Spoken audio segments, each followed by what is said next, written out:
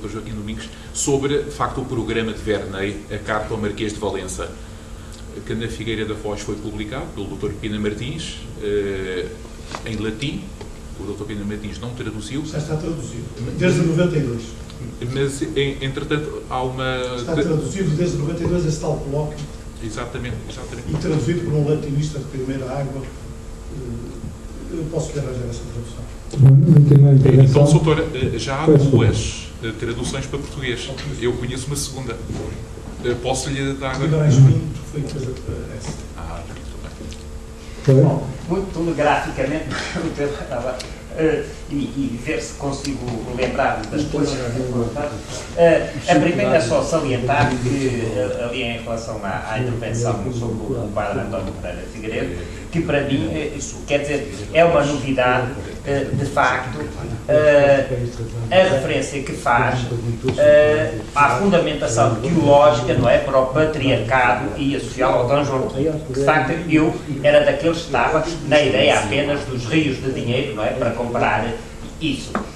E penso que, se calhar, até mesmo o atual patriarca não estará muito dentro desse assunto, apesar de ser historiador, por sinal tê-lo-ia valorizado, se calhar já em alguns dos seus discursos. Portanto, penso, porque quando nós ouvimos falar em Igreja Lusitana, pensámos no Latino Coelho, no geral, e depois nesse período da República, não é, etc. E nessa acessão, para mim, portanto, eu não a tinha presente. Do António Pereira Figueiredo tinha bastante presente, nomeadamente as coisas que têm a ver com os pareceres da mesa censória, não é, etc, tudo isso. E naturalmente, quer dizer, pude manusear, não ter, não é, a Bíblia, não é, traduzida por ele, etc, porque aí em Lisboa, aqui há uns anos, o espólio do Cupertino de Miranda, do que foi padre, não é, da Fundação, portanto, de Santo Tirso, andam por aí espalhado, não é, e desde a obra do Azevedo Forte, o engenheiro, não é, etc, estava tudo aí, não é, em Lisboa, mas a minha bolsa não tinha acesso a isso, não pude naturalmente. Em relação, quer dizer, à intervenção da professora Sirgal, sim, a questão que eu gostava de pôr, e muito rápida, é esta. Se, partindo dessas instruções, portanto, pastorais para o ensino da física, não é, etc., se ele, no seu seminário, tanto mais está no Alentejo, não é, e, portanto, distante das universidades, não é, e porque há aí uma formação de teólogos em que o próprio clero, todo o parco, digamos, é teólogo, não é, e depois com a função rural, não é, um teólogo na ruralidade, se o seminário teve, portanto, laboratórios de física no tempo dele. Porque, independentemente do que possa ter desaparecido com as invasões francesas, etc., aí pelo Alentejo, não é? A única referência que eu conheço a um bom laboratório, exatamente de Beja, do seminário de Beja, é aquele que foi reconstituído 50 anos depois da morte dele, não é? Com um laboratório já de química também, não é? Física e química, entretanto já tinha havido o Lavoisier, mas ainda no tempo dele, que veio de Paris, não é? Para o seminário de Beja. O outro ponto, ali para o professor, portanto, sobre o Ribeiro Sanches, eu fiquei com uma dúvida que é esta. Conheço alguns aspectos, quer dizer, de leitura e também de frequência de algumas conferências da Associação de Estudos Judaicos sobre toda uma série de médicos judeus, não é? E até também ali na Sociedade de Geografia, não é? Que tem tratado também esses assuntos, mas fiquei com a ideia que quando referiu, quer dizer, para a formação da fidalguia, não é, etc, etc, que o Ribeiro Sanches estaria a pensar mais numa aristocracia em função, digamos, de um Estado planificador que vai ser ele o Estado ilustrado que dissemina, digamos, o progresso ou a sociedade nova, não é? Em contrapartida do Luís António Verney, que é claramente, quer dizer, um acesso democrático ao poder, não é? Portanto, pergunto-lhe se há uma concepção aristocrática que ali poderia haver, mas aí aqui justificada, mas às vezes forte, pela questão, quer dizer, do tecnicismo, não é? Para o engenheiro, por exemplo, etc. E finalmente, a questão da poesia que pode tocar com a outra, que é, referiu também que o Ribeiro Sanches valorizava a poesia, não é? A retórica para mim é problemática, não é? Porque está já o Pascal contra a retórica. Não vejo muito bem como é que a retórica surge aí, digamos, para convencimento, não é? Para divulgar, foi o que disse. Mas da poesia, o que é de estranhar é isso, e portanto pergunto-lhe isto. Se a poesia pode ser veículo, tanto mais que ele admite a retórica, não é? se a poesia pode ser veículo de vulgarização do conhecimento, e partindo eu do facto, tanto quanto sei, de só a primeira tradução do Rerum Natura, não é? O Natura Rerum, às vezes troco, portanto, do Lúcio Caio Caro, não é? Do Lucrécio, não é? Ela surge por um indivíduo que era de Gilhagolos, ou lá que é de Ceia, não é? Uma aldeia que é, não é?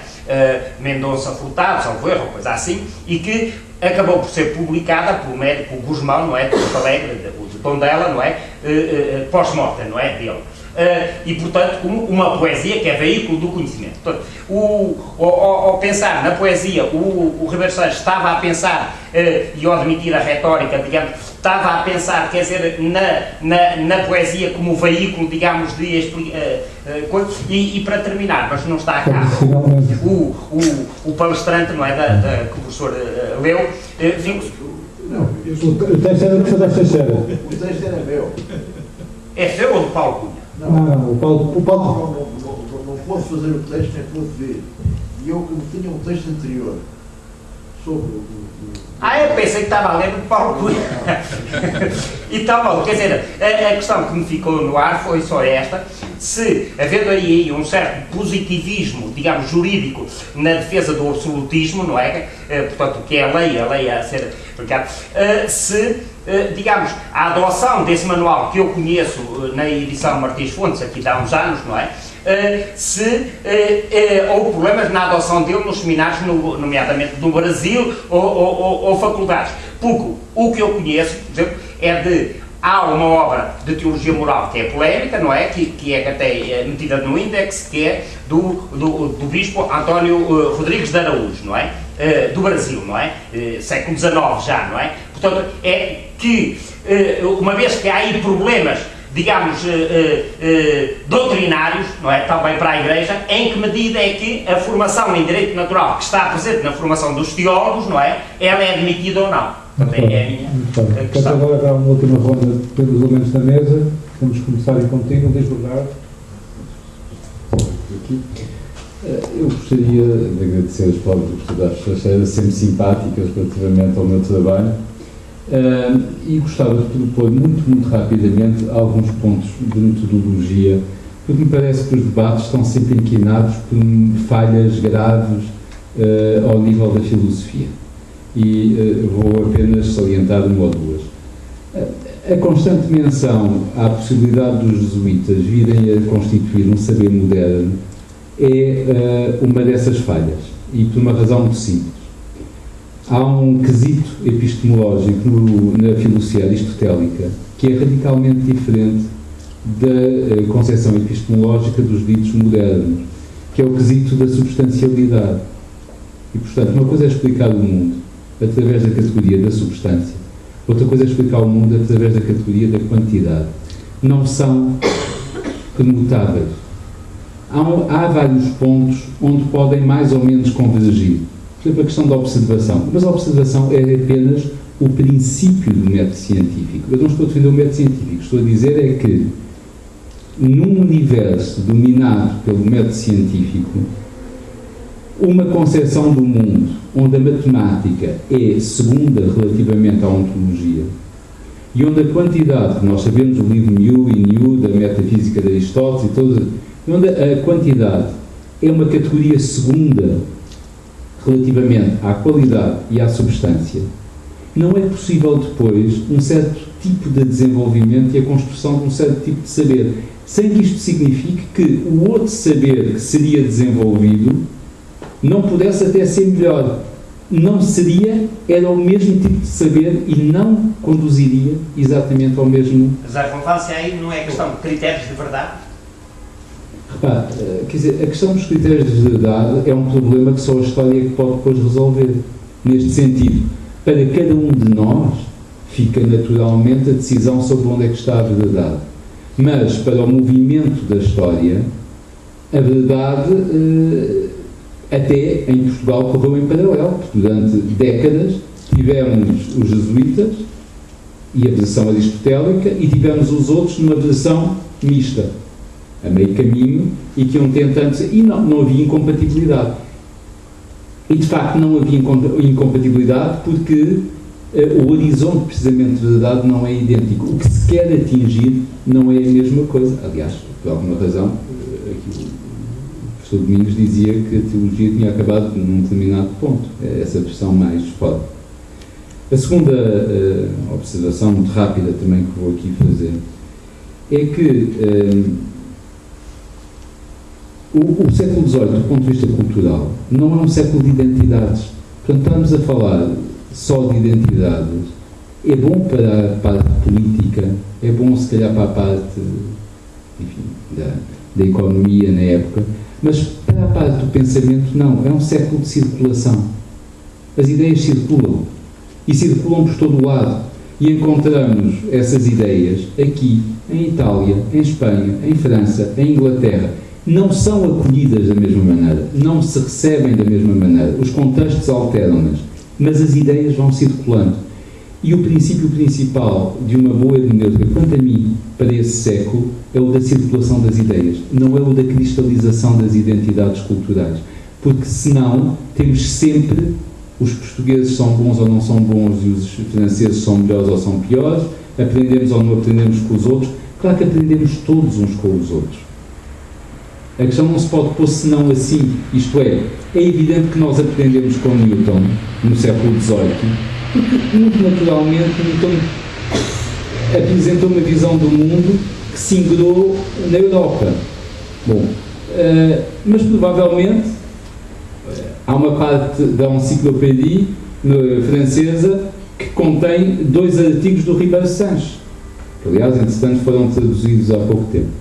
E, portanto, nesse sentido, os franceses também aprenderam com o Ribeiro Sanches, que era português, ou na corte da Rússia também se terá aprendido alguma coisa com ele, e assim sucessivamente. Portanto, do ponto de vista cultural, as ideias circulam. E esta ideia da circulação, a uma dada altura, revela-se mais interessante do que a da luta, da polémica constante entre nós somos bons, eles são bons, que a uma dada altura deixa de ser explicativa. Desculpem-me a ousadia, muito obrigado.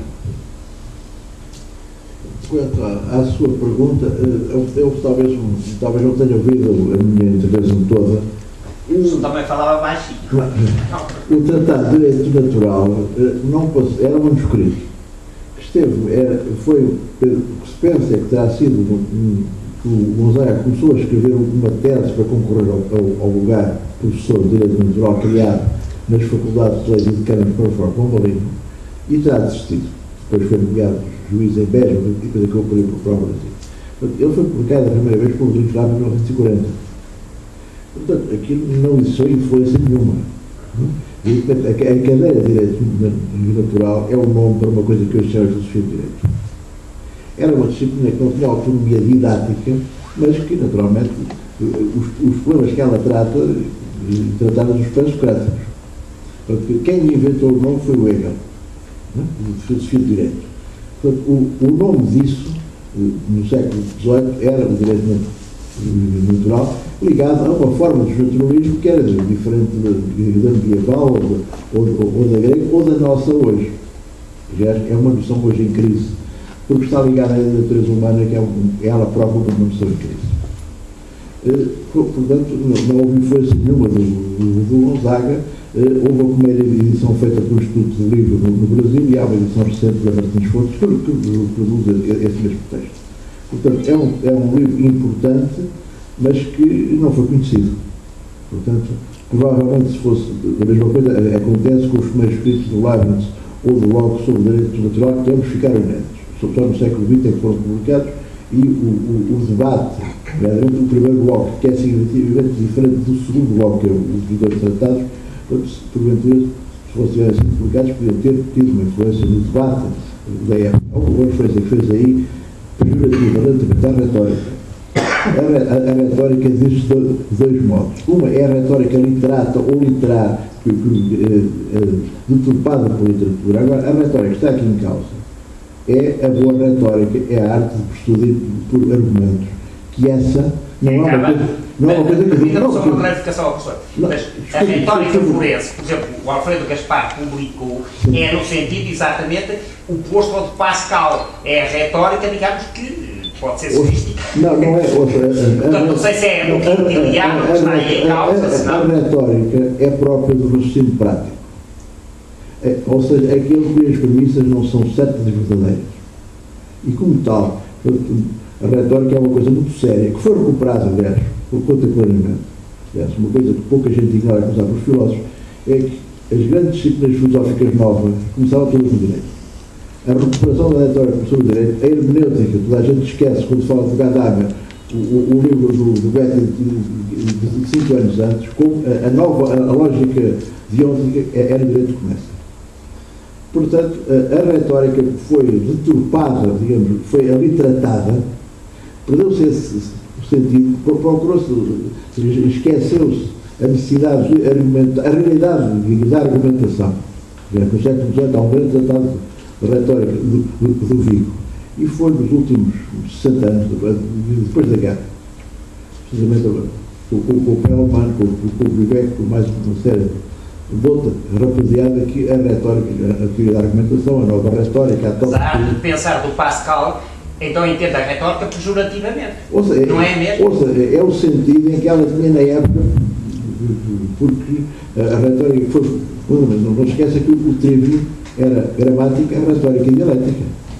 Portanto, a retórica foi fundamental para Aristóteles, fundamental para o Cícero, para o Quintiliano. O livro, portanto, a retórica fez parte da formação. Simplesmente depois o retórico passou a ter má imprensa, porque a retórica hoje é sinónimo de conversa fiada, de coisas vazias. Mas essa é a retórica que eventualmente se criticava, a grande retórica, recuperada hoje com vários nomes, e porque também ficou esquecido juntamente com isso a separação que os Aristóteles fazem entre o raciocínio analítico e dialético.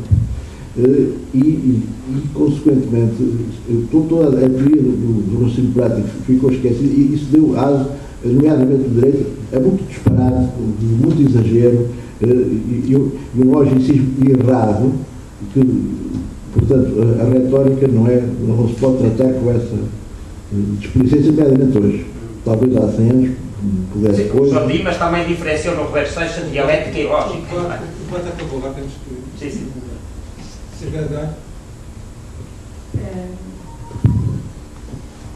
Em relação à questão de um laboratório ou não, Frei Manuel de Senado, na instrução pastoral sobre estudos físicos do seu pai, nunca faz referência a um laboratório. Ele faz referência, e essa é uma constante no seu pensamento, à leitura dos bons livros. E no fundo, eu estava atualizado relativamente a tudo aquilo que se publicava na Europa, tanto no que dizia respeito aos estudos físicos, como em muitas outras áreas. Logo nas disposições do provincial, que procura e é a reforma dos estudos na Ordem Terceira de São Francisco, de que eu era provincial, superior provincial na altura, ele já faz, nas indicações que ele dá, por exemplo, ao professor de filosofia, mas isso dava a todos, isso é comum a todos, a todas as pessoas, mas eu estou a centrar mais na filosofia, nas recomendações que ele dava para a leitura, era sempre escolher os bons livros, e depois indicava quais eram os maus livros. Os maus livros eram aqueles que, no fundo, tinham a ver ainda com a neoescolástica. Os bons livros eram aqueles que aliavam, no fundo, os modernos e a teologia. Isso sem dúvida. No que diz respeito à instrução pastoral, nós não temos nenhuma indicação do laboratório. Não quer dizer que Senaco não o tivesse. É pouco provável que o seu clero, em Beja, usasse o laboratório. Era mais para a leitura que eu estaria a apelar.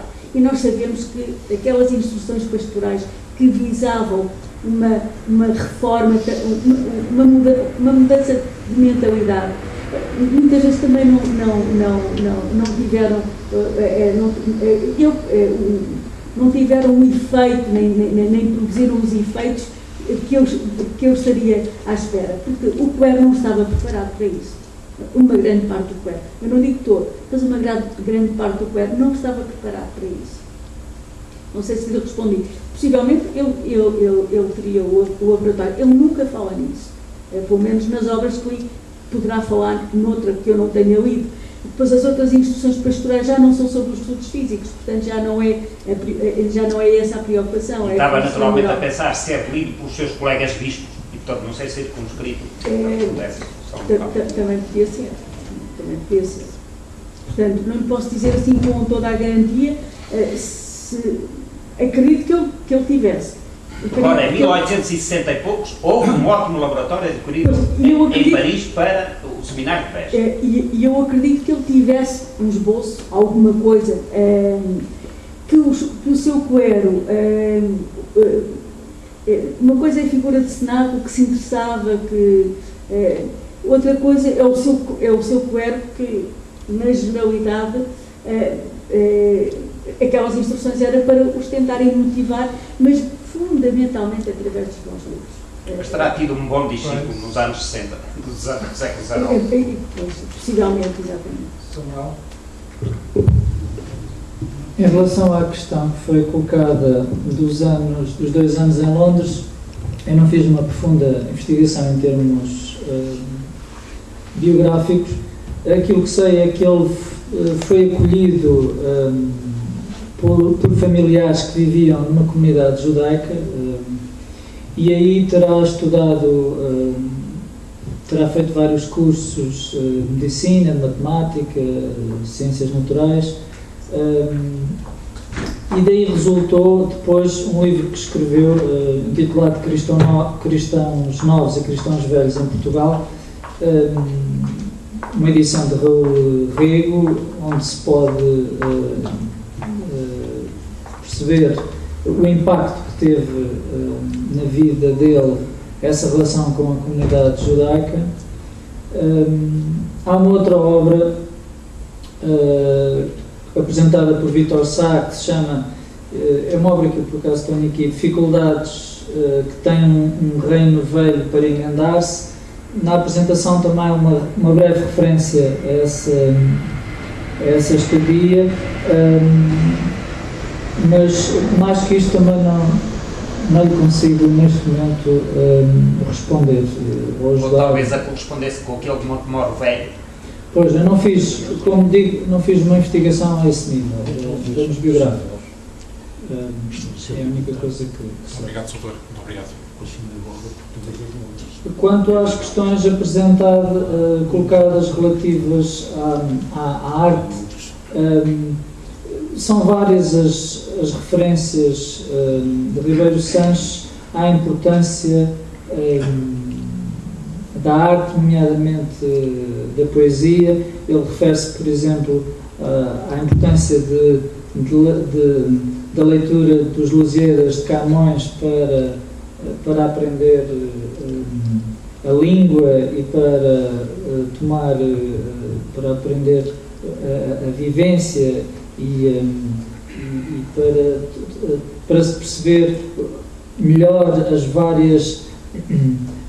várias dimensões do ser humano. E como o judeu tem o protótipo dos salmos, não é? Portanto, aquilo que eu percebi é que para ele não é só a dimensão científica, no sentido colocado na época das ciências naturais, nem só a reflexão filosófica que importam para o conhecimento e para a reforma pedagógica que ele tanto preconizava. Também a arte é decisiva para formar as classes que tinham como missão o governo da nação. Bem, Samuel, Joaquim Domingos, uma palavra final. Muito rapidamente, eu creio que o Pinheirada Gomes pôs o dedo na ferida, como se costuma dizer. De facto, para mim é um enigma porque é que a Igreja se zangou com António Pereira de Figueiredo. Curiosamente, a semana passada, em São João del Rei, lá no meio de Minas Gerais, ao abrir a gaveta do casarão onde passei uns dias, estava lá uma edição da Bíblia traduzida por António Pereira de Figueiredo, em 2013. Era uma edição protestante, só tem o texto. Ora, o curioso é que, já desde meados do século XIX, a par das edições protestantes que pegavam no texto de António Pereira de Figueiredo sem mais elemento nenhum, algumas editadas até nos Estados Unidos da América, mas com o texto em português, aparecem edições católicas em que todo o aparato de António Pereira de Figueiredo é retirado e é substituído por outro. Mantém-se a tradução de António Pereira de Figueiredo, mas todo o aparato é retirado. Não entendo. E não entendo. Quando diz aparato, é os comentários. Todas as notas, os prefácios, tudo é retirado, apenas a tradução é mantida. Portanto, a tradução era boa, o resto não prestava ou era perigoso. Isto é sustentado desigradamente por um texto de um homónimo, também António Pereira de Braga, publicado póstumamente, porque o senhor morreu em 1858, qualquer coisa assim. E no ano seguinte um amigo publicou uma série de notas sobre as passagens malsonantes do Pereira de Figueiredo, entre as quais algumas que seriam jansenistas, segundo ele diz. Ora, António Pereira de Figueiredo não era um santo, isso não me custa admitir, não é? Que terá tomado posições desagradáveis à Igreja, não me custa admitir. E o Frei Manuel de Senaco? O Frei Manuel de Senaco foi uma das grandes colunas em que sustentou o Marquês de Pombal. E houve alguma coisa contra ele? Não conheço. O Frei Manuel de Senaco foi quem fez o protótipo de todas as constituições, vamos dizer assim, para a instrução dos clérigos regulares. Em todas as ordens religiosas, a partir da aprovação dos Estatutos da Universidade de Coimbra, foram reformulados os planos de estudos, que são praticamente a cópia uns dos outros, mas o protótipo é de Frei Manuel de Senaco, que aliás é impresso. Algumas das ordens nem chegaram a imprimir, acho eu. Mas o dele é impresso e é muito anterior a todos os outros, quer dizer, ele ou perfilhou ou até foi um dos mentores da reforma da Universidade de Coimbra. Ou então a Igreja parece que nunca se zangou com ele. Zangou-se com António Pereira de Figueiredo, deve ter razões, mas eu nunca entendi porquê. Muito obrigado, Joaquim Domingos. São quase 7h30, temos então de terminar. Foi uma sessão memorável, um debate memorável. O registro do debate foi gravado pelo Luís Tavares, conforme todas as questões do Congresso. Os vídeos serão depois colocados no sítio do Instituto de Civilização Brasileira. Os trabalhos irão recomeçar amanhã, às 10 horas em ponto, numa sessão sobre música e artes plásticas, que será moderada pelo Otávio dos Santos, membro da Comissão Organizadora. Boa noite.